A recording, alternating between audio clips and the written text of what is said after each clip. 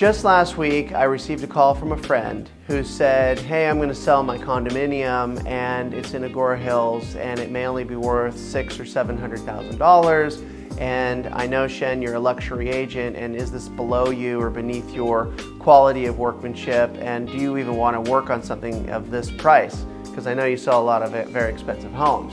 And my response was, I'm incredibly honored that you called me for this sale.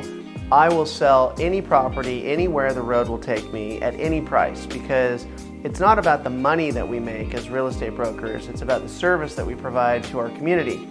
We want to be of service to help our friends, our family, even perfect strangers transact in an ethical, honest way to help uplift the community and make the process of the sale really positive.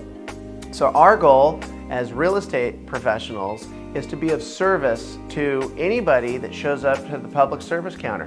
We want to make sure that they're protected, that it's transparent, that they understand the process, and that ultimately the client is happy.